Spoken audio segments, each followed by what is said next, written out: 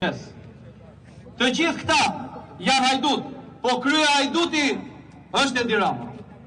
Duke filluar me Belinda Ballukun, e cila ka përgjegjësitë e veta, ka vjedhjet e veta, ka hajdutliqet e veta, por asnjë aferë korruptive Belinda Balluku nuk e bënte dot pa projektet dhe miratimin e Edi Ramës. Asnjë ministër, deputet, asnjë eksponent i Partisë Socialiste i lidhur me krimin organizuar nuk mund shkonte te krimi organizuar pa aprovimin e narko-kryeministrit Edi Rama. Të gjithë këta kanë vetëm një të përbashkët. Të gjitha krimet në Shqipëri kanë një të përbashkët.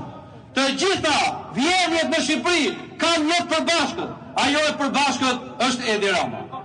Armiku numër 1 sot i çdo qytetari shqiptar është Edi Rama. Kemi parë se si e gjithë qeveria dhe mediat e kapura nga pushteti po tentojnë të na shpjegojnë sepse Belinda Balluku nuk duhet arrestuar, sepse Belinda Balluku nuk duhet ishte në burg. E vërteta është që nuk e kanë hallin e Belinda Balluku, kanë hallin e Edi Ramës, sepse Belindën te turqit e çoi Edi Rama. Belinda nuk i njifte turqit, te turqit Belindën e çoi Edi Rama. Dhe çfarë bëjnë sot?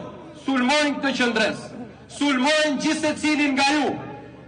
Ju sulmojnë sepse ju kanë frikë.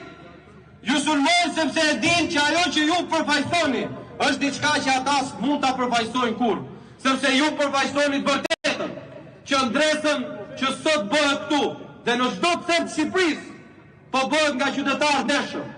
Është një qendresë e cila nuk i shërben një njeriu, nuk i shërben një deputeti, nuk i shërben një partie, po i shërben interesit kombëtar shqiptar, sepse Edi Rama dhe qeveria e tij janë qeveria antikombëtare, janë qeveria e shpopullimit, janë qeveria e vjedhjes. Daj të nderuar miq, për mua sot është privilegj që ndodhem mes jush dhe që kam mundësinë të flas këtu. Është një emocion i vërtet të flasësh në sheshe ku flitet e vërteta. Është emocion i vërtet të flasësh përballë njerëzve që mbrojnë vlera dhe parime të cilat i shërbejnë shtetit shqiptar. Ndërsa ata që do të ketë podiumi se kemi probleme me audion. Përkushtohet vetëm vjedhjes. Si mundet një qeveri e tërë që nuk gjente kohë të mbronte banorët e Unazës, nuk gjente kohë të mbronte naftëtarët, nuk gjente kohë të mbrojë minatorët, nuk gjente kohë të mbrojë asnjë qytetar shqiptar, nuk gjente kohë të mbrojë asnjë 33, nuk gjente kohë të mbrojë fëmijët në përshkolla, nuk gjente kohë të mbrojë gjykatësit në përgjykata, gjente kohën për të mbrojtur Belinda Ballukun, Edi Ramën dhe gjithë hajdutit e tjerë.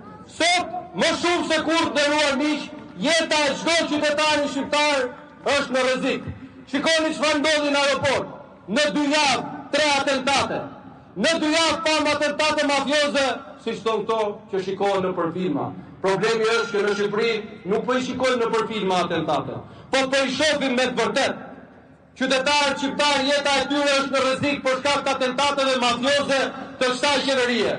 Pa e dini pse mbyllin syt policia e shtetit ndaj krimeve, sepse këta janë jo policia e shtetit, janë policia e pushtetit. Këta janë polici e krimit organizuar. Si ka mundësi që në çdo atentat dhe një polici përfshirë? Vetëm në 2 javë, të nderuar miq, kemi parë se si Shqipëria është zaptuar nga krimi organizuar. Ajo nuk ndodh rastësisht. Ajo ndodh kur ke një bashkëpunim të pushtetit të qeverisë me krimin organizuar. Ne jemi i vetmi vend në botë që qeveria ka koordinator zyrtar për krimin e organizuar. Ne jemi i vetmi vend në botë që Departamenti i Shtetit, Antimafia Italiane, Europoli dhe të gjitha instancat ndërkombëtare na tregojnë dhe faktojnë se jemi kthyer në ëndrrën e çdo karteli. Bëhet nami se vinë qytetarë shqiptar këtu, blindojnë kryeministrin këtu, sepse po vinë qytetarë tonë fjalën e tyre. Po kur vjen Sinaloa, hapen dyer, shtrohet tapeti kuq dhe bëhen biznes në kurrizin e qytetarëve shqiptar. Prandaj të nderuar miq, ju ftoj që këtë qendres ta vazhdojmë, ju ftoj që të vazhdojmë betejën tonë dhe mos të bindur t'jeni që do ta fitojmë. Njësoj na flisnin për protestat e Bashkia. nuk ka njerëz, po ku është ai bashkisë sot? Njësoj në flisnin që të protesta nuk kryen detyrën, që kjo foltore nuk kryen detyrën. Po ku janë gjithë këta që i kemi pas shpinës sot? Të gjithë këto qëndrime që kemi mbajtur, të gjithë qëndresën që keni bërë ju, që kanë bërë qytetarët, përballë vjedhjes, sot kanë sjellur një rezultat.